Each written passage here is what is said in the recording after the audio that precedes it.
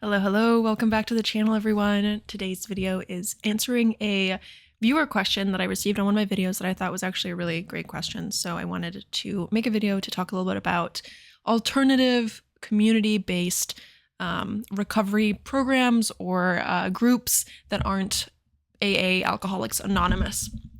And the question I got was on my 7 helpful tips on getting sober video. Could you please elaborate on how you found these online groups that weren't AA? AA is definitely not for me, but I crave a community approach to quitting. Thanks so much for the great video and stay sober.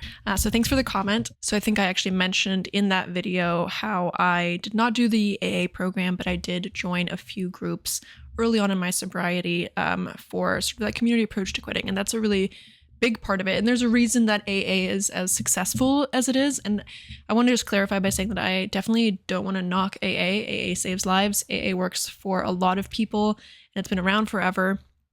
And if you are looking for sort of a group or community support to quit drinking, AA is definitely a place to check out in your area. There's usually tons of different groups. Lots of groups have totally different approaches to the program. So if you're not religious, for example, there's groups that really don't center around that, and just things like that. Groups that sort of prioritize different aspects of the program. And the 12 steps are, I think, a really great approach to all sorts of different things, especially drinking, but really sort of working on that recovery from the inside out as opposed to just quitting drinking.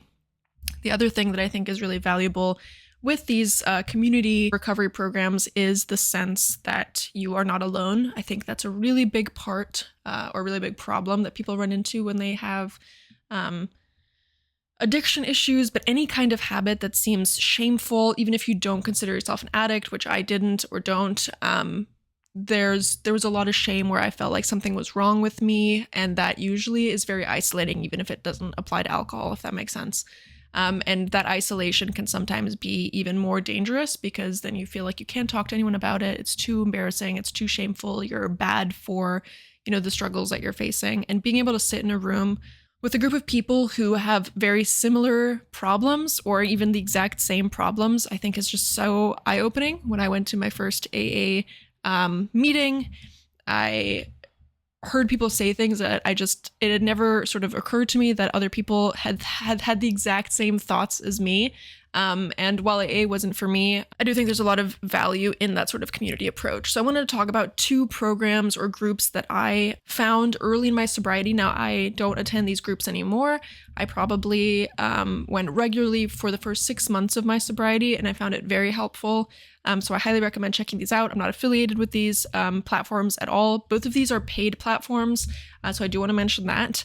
But like I said, for me, for example, it was just a 6-month period. It could be something that you need right now, and it's always worth trying out if it helps you get sober and stay sober, in my opinion. So let's dive in. Again, I would check out AA to see if there's any kind of programs that feel aligned with your beliefs and just your vibe. There's like age groups for AA, and there's a good chance that you have programs in your area, multiple options to choose from, and they are free. So that is a huge benefit. These are both paid programs, which I mentioned already, but just so that there are free options, and I'm sure there's tons more online, but these are the 2 that I have personal experience with, so I want or feel comfortable endorsing or suggesting them.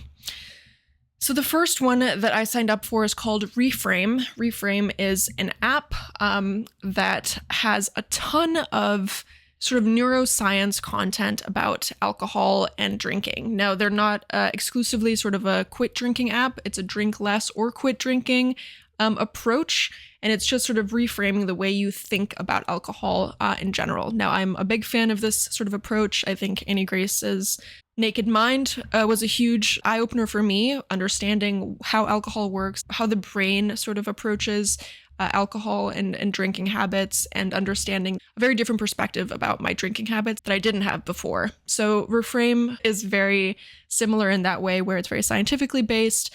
They have sort of daily modules that you can go through where you learn about alcohol and drinking. They have little meditations that I think are really great, especially to get through cravings. And they had a ton of meetings led by a whole bunch of different, I'm not really sure what their qualifications were specifically. I know they had therapists, but also other sort of leaders in the sobriety community that led meetings regularly through the app as well. I attended several of those meetings a week, a few different ones, and they had sort of bigger communities. It was all virtual, it was all on Zoom, and was included in the sort of the monthly cost for the app. And I really did enjoy those. I did oftentimes just sort of sit back and listen, which I think is just as valuable sometimes. Later on, I did also share, and again, having that community, that's sort of a judgment-free zone with people who totally get where you're coming from and oftentimes have very similar experiences is just very liberating, and being able to vent about things that you're struggling with or share successes that you might not feel comfortable talking to like your friends or your